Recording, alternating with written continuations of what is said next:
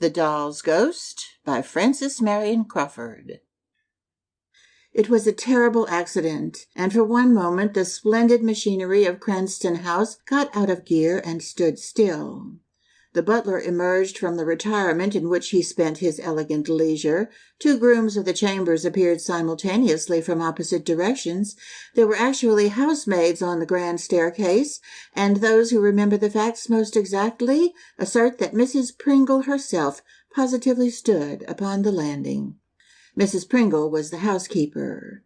As for the head nurse, the under-nurse, and the nursery maid, their feelings cannot be described. The head nurse laid one hand upon the polished marble balustrade and stared stupidly before her. The under-nurse stood rigid and pale, leaning against the polished marble wall, and the nursery maid collapsed and sat down upon the polished marble step just beyond the limits of the velvet carpet, and frankly burst into tears.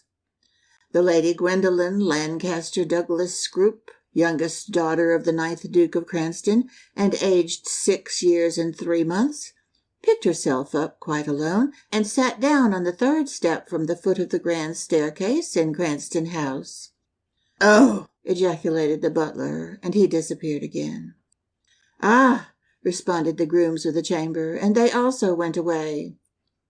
"It's only that doll," Mrs. Pringle was distinctly heard to say, in a tone of contempt. The under-nurse heard her say it. Then the 3 nurses gathered round Lady Gwendolen and patted her and gave her unhealthy things out of their pockets and hurried her out of Cranston House as fast as they could, lest it should be found out upstairs that they had allowed the Lady Gwendolen Lancaster Douglas Scroop to tumble down the grand staircase with her doll in her arms. And as the doll was badly broken, the nursery maid carried it, with the pieces, wrapped up in Lady Gwendolen's little cloak. It was not far from Hyde Park, and when they had reached a quiet place, they took means to find out that Lady Gwendolen had no bruises, for the carpet was very thick and soft, and there was thick stuff under it to make it softer. Lady Gwendolen Douglas Scroop sometimes yelled, but she never cried. It was because she had yelled that the nurse had allowed her to go downstairs alone with Nina the doll under one arm, while she steadied herself with her other hand on the balustrade and trod upon the polished marble steps beyond the edge of the carpet. So she had fallen, and Nina had come to grief. When the nurses were quite sure that she was not hurt, they unwrapped the doll and looked at her in her turn. She had been a very beautiful doll, very large and fair and healthy, with real yellow hair and eyelids that would open and shut over very grown-up dark eyes. Moreover, when you moved her right arm up and down, she said, "Papa," and when you moved the left, she said, "Mama," very distinctly. "I heard her say 'Pa' when she fell," said the under-nurse, who heard everything. "But she ought to have said 'Papa.'" "That's because her arm went up when she hit the step," said the head nurse. "She'll say the other 'Pa' when you put it down again." "Pa," said Nina, as her right arm was pushed down, and speaking through her broken face. It was cracked right across from the upper corner of the forehead with a hideous gash, through the nose and down to the little frilled collar of the pale green silk Mother Hubbard frock, and 2 little 3-cornered pieces of porcelain had fallen out. "I'm sure it's a wonder she can speak at all, being all smashed," said the under-nurse. "You'll have to take her to Mr. Puckler," said her superior. "It's not far, and you'd better go at once." Lady Gwendolen was occupied in digging a hole in the ground with a little spade, and paid no attention to the nurses. "What are you doing?" inquired the nursery maid, looking on. "Nina's dead, and I'm digging her a grave," replied her ladyship thoughtfully.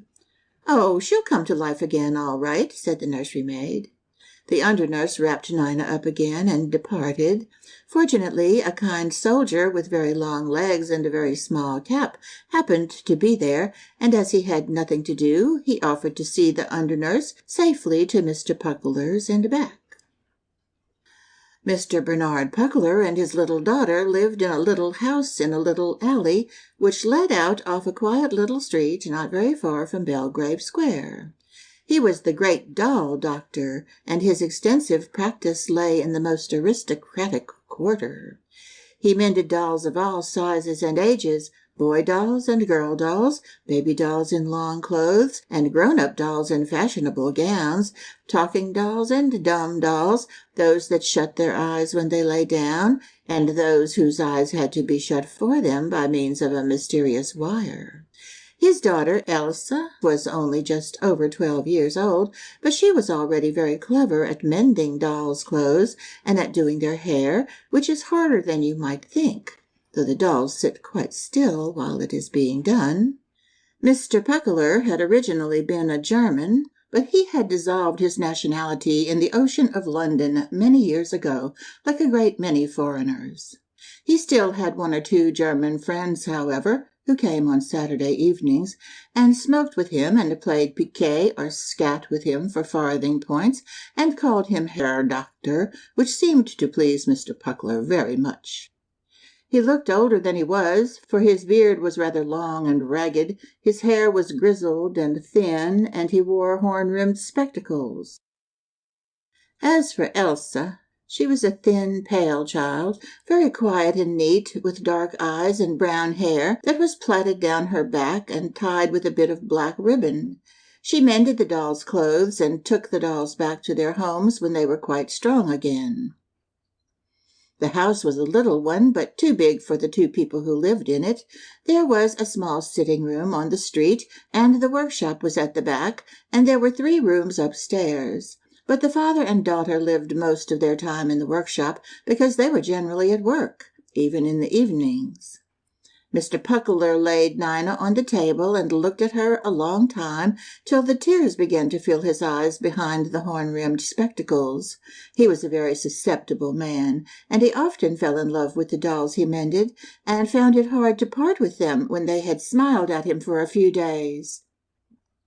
They were real little people to him, with characters and thoughts and feelings of their own, and he was very tender with them all.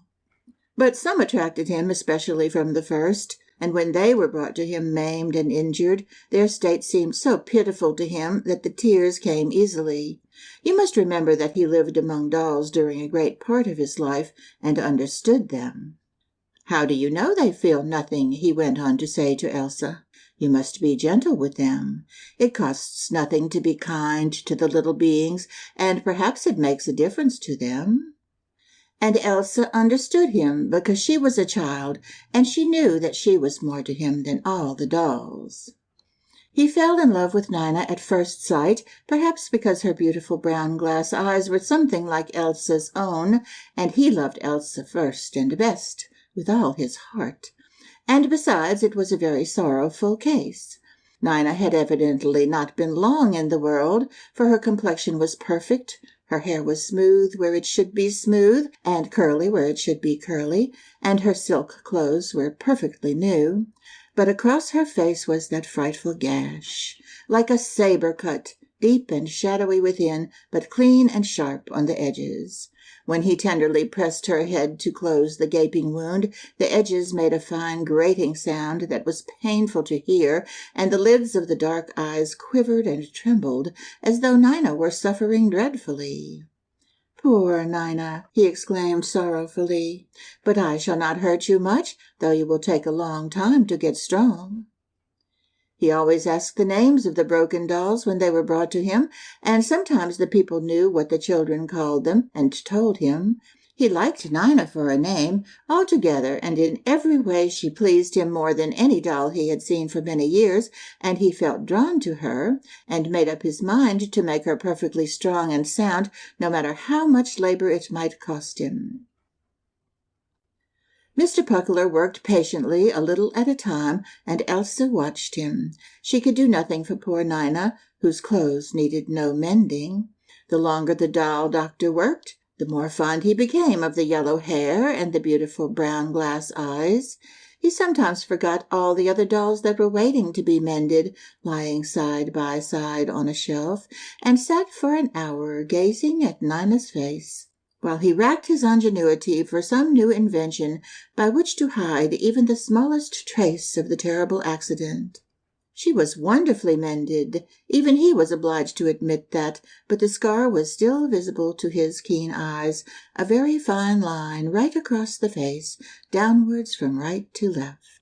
Yet all the conditions had been most favorable for a cure, since the cement had set quite hard at the first attempt, and the weather had been fine and dry, which makes a great difference in a doll's hospital. At last he knew that he could do no more, and the under-nurse had already come twice to see whether the job was finished, as she crossly expressed it. "Nina is not quite strong yet," Mr. Puckler had answered each time, for he could not make up his mind to face the parting. And now he sat before the square deal table at which he worked, and Nina laid before him for the last time, with a big brown paper box beside her. It stood there like her coffin, waiting for her, he thought. He must put her into it, and lay tissue paper over her dear face, and then put on the lid, and at the thought of tying the string, his sight was dim with tears again. He was never to look into the glassy depths of the beautiful brown eyes any more, nor to hear the little wooden voice saying, "Papa" and "Mamma." It was a very painful moment. In the vain hope of gaining time before the separation, he took up the little sticky bottles of cement and glue and gum and color, looking at each one in turn, and then at Nina's face, and all his small tools lay there, neatly arranged in a row. But he knew that he could not use them again for Nina. She was quite strong at last, and in a country where there should be no cruel children to hurt her, she might live 100 years, with only that almost imperceptible line across her face to tell of the fearful thing that had befallen her on the marble steps of Cranston House. Suddenly Mr. Puckler's heart was quite full, and he rose abruptly from his seat and turned away. "Elsa," he said unsteadily, "you must do it for me. I cannot bear to see her go into the box." So he went and stood at the window with his back turned, while Elsa did what he had not the heart to do. "Is it done?" he asked, not turning around. "Then take her away, my dear. Put on your hat and take her to Cranston House quickly, and when you are gone I will turn around." Elsa was used to her father's queer ways with the dolls, and though she had never seen him so much moved by a parting, she was not much surprised. "Come back quickly," he said, when he heard her hand on the latch. "It is growing late, and I should not send you at this hour, but I cannot bear to look forward to it any more." When Elsa was gone, he left the window and sat down in his place before the table again to wait for the child to come back. He touched the place where Nina had lain, very gently, and he recalled the softly tinted pink face, and the glass eyes, and the ringlets of her yellow hair, till he could almost see them. The evenings were long, for it was late in the spring, but it began to grow dark soon, and Mr. Puckler wondered why Elsa did not come back. She had been gone an hour and a half, and that was much longer than he had expected, for it was barely half a mile from Belgrave Square to Cranston House.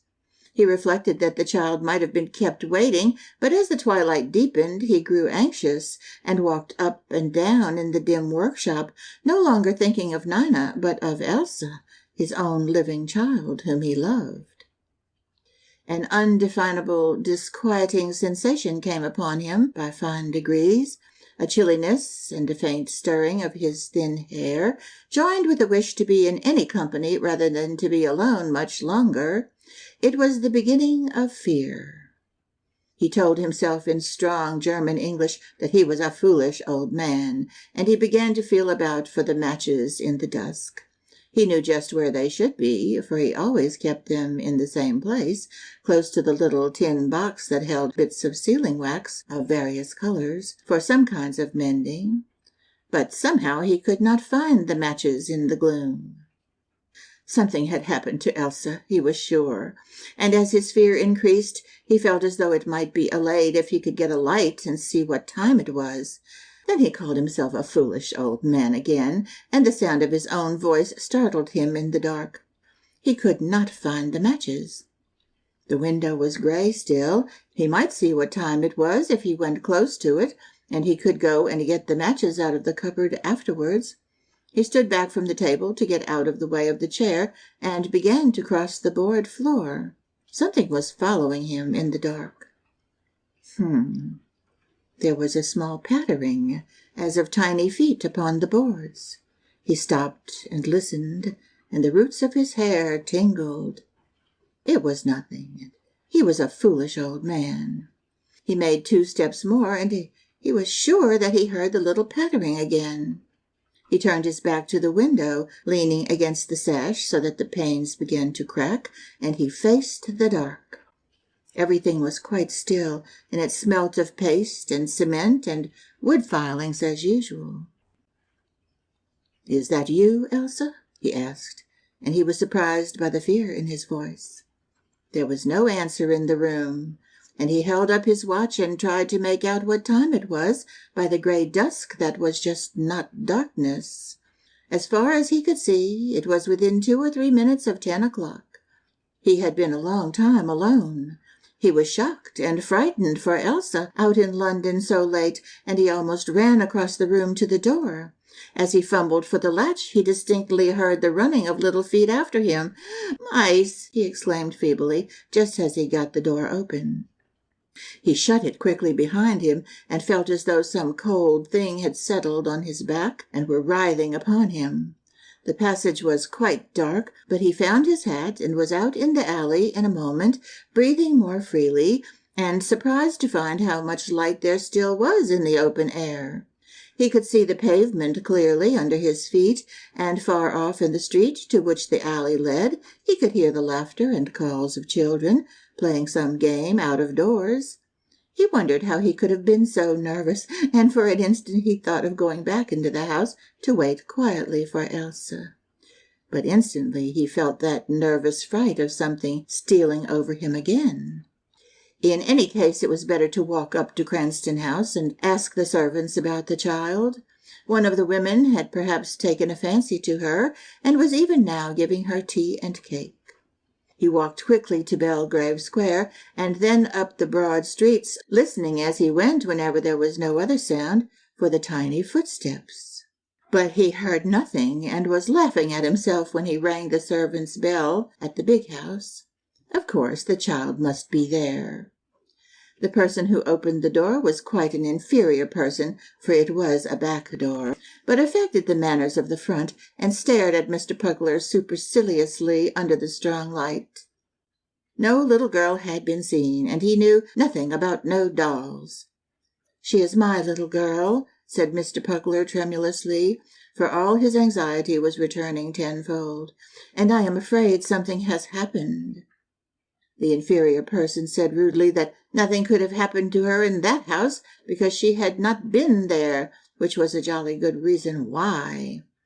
And Mr. Pugler was obliged to admit that the man ought to know, as it was his business to keep the door and let people in. He wished to be allowed to speak to the under-nurse, who knew him, but the man was ruder than ever, and finally shut the door in his face. When the doll doctor was alone in the street, he steadied himself by the railing, for he felt as though he were breaking in two, just as some dolls break in the middle of the backbone. Presently he knew that he must be doing something to find Elsa, and that gave him strength. He began to walk as quickly as he could through the streets, following every highway and byway which his little girl might have taken on her errand. He also asked several policemen in vain if they had seen her, and most of them answered him kindly, for they saw that he was a sober man and in his right senses, and some of them had little girls of their own. It was 1 o'clock in the morning when he went up to his own door again, worn out and hopeless and broken-hearted. As he turned the key in the lock, his heart stood still, for he knew that he was awake and not dreaming, and that he really heard those tiny footsteps pattering to meet him inside the house along the passage. But he was too unhappy to be much frightened any more, and his heart went on again with a dull, regular pain that found its way all through him with every pulse.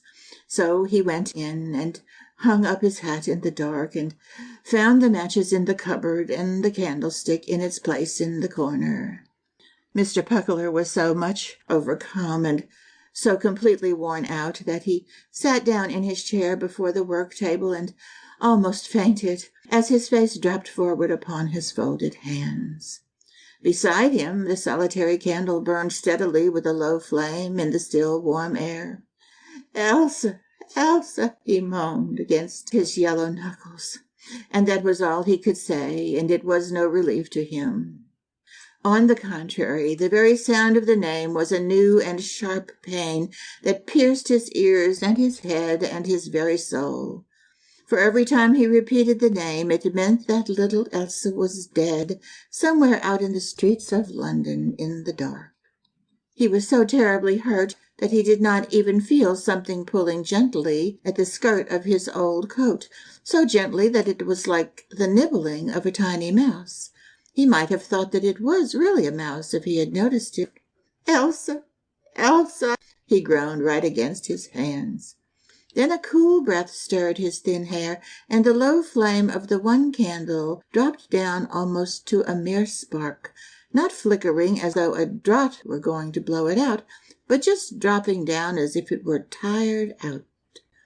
Mr. Puckler felt his hands stiffening with fright under his face, and there was a faint rustling sound, like some small silk thing blown in a gentle breeze. He sat up straight, stark and scared, and a small wooden voice spoke in the stillness. "Ba, it said, with a break between the syllables. Mr. Puckler stood up in a single jump, and his chair fell over backwards with a smashing noise upon the wooden floor. The candle had almost gone out. It was Nina's doll voice that had spoken, and he should have known it among the voices of 100 other dolls. And yet there was something more in it, a little human ring, with a pitiful cry and a call for help and the wail of a hurt child. Mr. Puckler stood up, stark and stiff, and tried to look round, but at first he could not, for he seemed to be frozen from head to foot. Then he made a great effort, and he raised one hand to each of his temples and pressed his own head round as he would have turned a doll's. The candle was burning so low that it might as well have been out altogether for any light it gave, and the room seemed quite dark at first. Then he saw something. He would not have believed that he could be more frightened than he had been just before that, but he was, and his knees shook, for he saw the doll standing in the middle of the floor, shining with a faint and ghostly radiance, her beautiful glassy brown eyes fixed on his. And across her face the very thin line of the break he had mended shone as though it were drawn in light with a fine point of white flame. Yet there was something more in the eyes, too. There was something human, like Elsa's own, but as if only the doll saw him through them, and not Elsa. And there was enough of Elsa to bring back all his pain and to make him forget his fear. "Elsa, my little Elsa!" he cried aloud. The small ghost moved, and its doll arm slowly rose and fell with a stiff mechanical motion. "Papa," it said. It seemed this time that there was even more of Elsa's tone echoing somewhere between the wooden notes that reached his ears so distinctly and yet so far away. Elsa was calling him, he was sure. His face was perfectly white in the gloom, but his knees did not shake any more, and he felt that he was less frightened. "Yes, child, but where? Where?" he asked. "Where are you, Elsa?" "Papa." The syllables died away in the quiet room. There was a low rustling of silk, the glassy brown eyes turned slowly away, and Mr. Puckler heard the pitter-patter of the small feet in the bronze kid slippers as the figure ran straight to the door. Then the candle burned high again, the room was full of light, and he was alone. Mr. Puckler passed his hand over his eyes and looked about him. He could see everything quite clearly, and he felt that he must have been dreaming, though he was standing instead of sitting down, as he should have been if he had just waked up. The candle burned brightly now. There were the dolls to be mended, lying in a row with their toes up.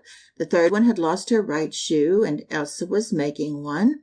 He knew that, and he was certainly not dreaming now. He had not been dreaming when he had come in from his fruitless search and had heard the doll's footsteps running to the door.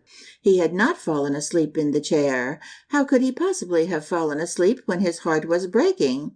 He had been awake all the time.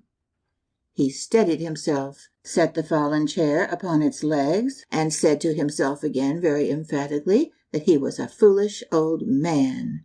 He ought to be out in the streets looking for his child, asking questions and inquiring at the police stations, where all accidents were reported as soon as they were known, or at the hospitals. "Papa!" The longing, wailing, pitiful little wooden cry rang from the passage outside the door, and Mr. Puckler stood for an instant with white face, transfixed and rooted to the spot. A moment later his hand was on the latch. Then he was in the passage, with the light streaming from the open door behind him. Quite at the other end he saw the little phantom shining clearly in the shadow, and the right hand seemed to beckon to him as the arm rose and fell once more. He knew all at once that it had not come to frighten him, but to lead him, and when it disappeared and he walked boldly towards the door, he knew that it was in the street outside, waiting for him. He forgot that he was tired and had eaten no supper and had walked many miles, for a sudden hope ran through and through him like a golden stream of life. And sure enough, at the corner of the alley and at the corner of the street, and out in Belgrave Square, he saw the small ghost flitting before him. Sometimes it was only a shadow where there was other light, but then the glare of the lamps made a pale green sheen on its little Mother Hubbard frock of silk, and sometimes when the streets were dark and silent, the whole figure shone out brightly, with its yellow curls and rosy neck. It seemed to trot along like a tiny child, and Mr. Puckler could almost hear the pattering of the bronze kid slippers on the pavement as it ran. But it went very fast, and he could only just keep up with it, tearing along with his hat on the back of his head, and his thin hair blown by the night breeze, and his horn-rimmed spectacles firmly set upon his broad nose. On and on he went, and he had no idea where he was. He did not even care, for he knew certainly that he was going the right way. Then at last, in a wide, quiet street, he was standing before a big, sober-looking door that had 2 lamps on each side of it and a polished brass bell handle, which he pulled. And just inside, when the door was opened, in the bright light there was a little shadow and the pale green sheen of the little silk dress, and once more the small cry came to his ears, less pitiful, more longing. "Papa!" The shadow turned suddenly bright, and out of the brightness the beautiful brown glass eyes were turned up happily to his, while the rosy mouth smiled so divinely that the phantom doll looked almost like a little angel just then. "A little girl was brought in soon after 10 o'clock," said the quiet voice of the hospital doorkeeper. "I think they thought she was only stunned. She was holding a big brown paper box against her, and they could not get it out of her arms. She had a long plait of brown hair that hung down as they carried her." "She is my little girl," said Mr. Puckler. But he hardly heard his own voice. He leaned over Elsa's face in the gentle light of the children's ward, and when he had stood there a minute, the beautiful brown eyes opened and looked up to his. "Papa!" cried Elsa softly.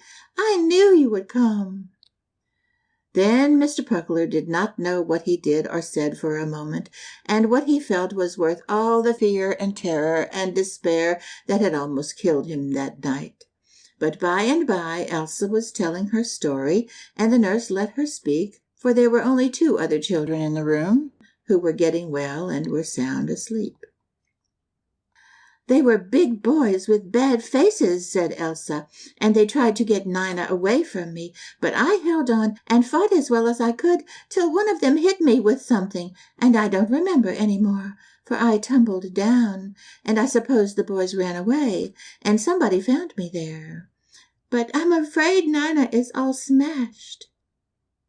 "Here is the box," said the nurse. "We could not take it out of her arms till she came to herself. Should you like to see if the doll is broken?" And she undid the string cleverly, but Nina was all smashed to pieces. Only the gentle light of the children's ward made a pale green sheen in the folds of the little Mother Hubbard frock. End of The Doll's Ghost by Frances Marion Crawford.